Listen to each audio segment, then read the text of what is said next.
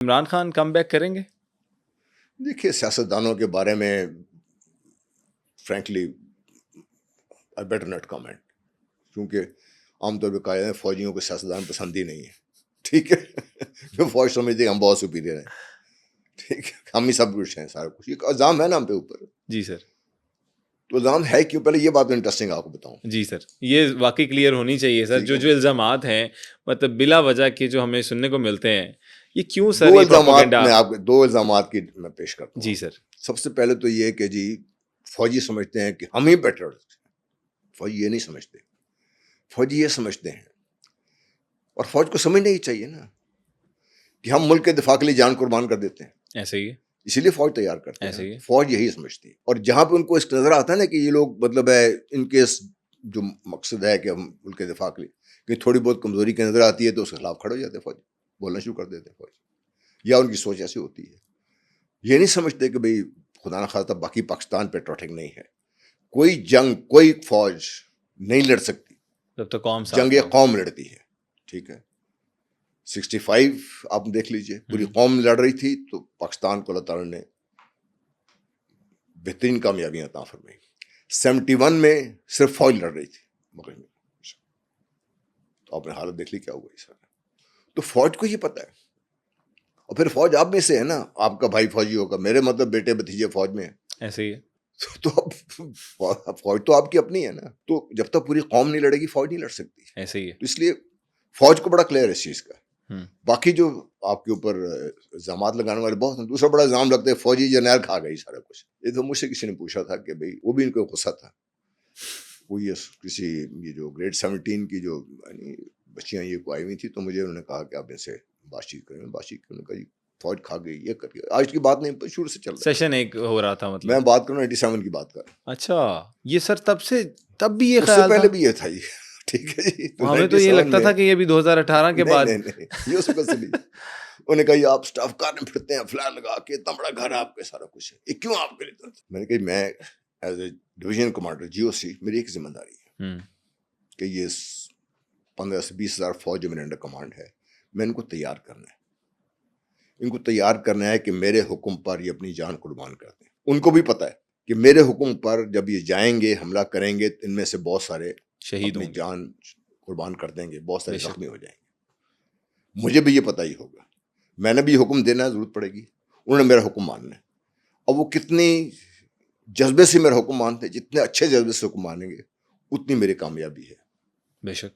یہ ایک سٹیج ہے اس کی. دوسری سٹیج یہ کہ جو 16-17 ہزار 20 ہزار فوجی ہیں نا، ان کے پیچھے ان کی فیملیز ہیں، ان کے بچے. بالکل ٹھیک ہے، بالکل. میں نے جب ان کو حکم دینا ہے، ان میں سے جو اپنی جان قربان کر دیں گے ان کی فیملیز کا کیا بنے گا، وہی تو میں نہیں سوچنا. میں نے کہا یہ میرا ایک کام ہے کہ میرا حکم صحیح ہو، کم سے کم پاکستان کی نقصان ہو اور ہم کامیابی حاصل کریں. یہ میرا ایک کام ہے. میں نے کہا آپ میں سے کتنی یہ ذمہ داری لے سکتے ہیں؟ میں نے کہا یہ ذمہ داری لے کے میں پھر رہا ہوں، اور یہ بہت بڑا برڈن ہے یہ. بے شک بے شک. وہ آئزنہاور نے کہا تھا moment of decision is the loneliest in soldier's life. Nice sir, very nice. اچھا سر، مجھے یہ بتائیے گا کہ یہ الزامات کی بات ہی ہو رہی ہے، تو کہتے ہیں کہ ISI اینڈ اسٹیبلشمنٹ بھی انوالو ہوتی ہے پالیٹکس میں. تو سر اس کے بارے میں بھی تھوڑا سا لوگوں کو کلیئر کریں کہ اس میں کیا آپ لوگوں کا سٹانس ہوتا ہے. نہیں، مجھے ایک تو چیز مجھے بتائیے نا، اسٹیبلشمنٹ ہے کیا؟ سارا دن میڈیا لگا رہتا ہے، پورا یہی سننے کو ملتا ہے سر، یہی سننے کو. اسٹیبلشمنٹ ہے کیا؟ آج تک کسی نے کوئی ڈیفائن کیا نہیں سر. حالانکہ میں نے میرا سوال آگے یہ بھی تھا کہ اسٹیبلشمنٹ اور پاک آرمی میں کیا فرق ہے سر؟ میں یہ آپ سے کہوں، establishment is a permanent setup جو ملک کا ہوتا ہے، اس کو اسٹیبلشمنٹ کہا جاتا ہے، جس میں آپ کے ہر سول بھی ہے، سب کچھ ہے، سارا کچھ. فوج اس کا صرف ایک حصہ ہے.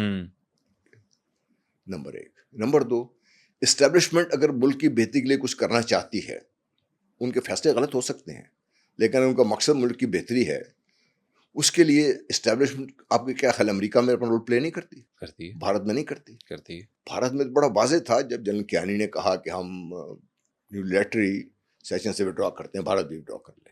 بھارت کے وزیر اعظم تیار ہو گئے. اس وقت کے جو ان کا آرمی چیف تھے، جو بعد میں وزیر دفاع بھی بنے، وہ گئے ان کے پاس، نے کہا are you in census? we'll never do that. And he backed out. آپ کو لاجیکل لگ رہا تھا نا کیانی صاحب نے جو پیش کیا تھا کہ وڈرا کر لیں, سیشن میں لڑنے کا کیا فائدہ کیا, جی ٹھیک ہے, نقصان ہی ہو رہا دونوں کا. انہوں نے نقصان برداشت کر لیا, انہوں نے صحیح فیصلہ کرنے نہیں کیا. میرے کہنے کا مقصد یہ ہے کہ اسٹیبلشمنٹ یا فوج یا بات کر رہے ہیں, اگر آپ کی بہتری کے لیے کوئی سجیشن دیتی ہے, کام کر, بات یہی کر رہے ہیں نا, تو ہمیں یہ بتائیے کہ کسی نے روک لیا کہ نیشنلائز کریں؟ فوج نے روکا ان کو. آئی پی پیز لے کے آئے, ملک کی تباہی کی جو دوسری بڑی ایک مائل سٹون ہے, کسی نے روکا ان کو؟ نہیں. آپ نے بے تحاشا معاہدے کیے, فائنینشلی یہ کیا ادھر, کس نے روکا ان کو؟ تو پھر کیوں فوج کو الزام دیتے ہیں کہ فوج میں فیصلہ نہیں کرنے دیتی؟ ٹھیک ہے, فوج یہ ضرور کرتی ہے کہ آپ کو ایک فوجی کا بھی نقطہ نگاہ ہے نا, آپ کے ملک کا حصہ ہیں, ٹھیک ہے. 6 لاکھ تو ایکٹیو, 5-6 لاکھ تو ایکٹیو فوج ہیں جو وردی پہنے ہوئے ہیں, ان کے پیچھے ان کی فیملیز ہیں, سارا کچھ ہے. وہ بھی تو ایک سوچ آتی ہے نا آپ کے سامنے, وہ سوچ پیش کرتے ہیں, آپ کو خدا چڑھ جاتا ہے. نمبر 2, کیوں یہ جو ہے نا وہ لوگوں کے ذہن میں ہے. یہ دیکھیے, ہم اگر اس سے نظریں چرائیں گے تو ہم بھی غلط کر رہے ہیں.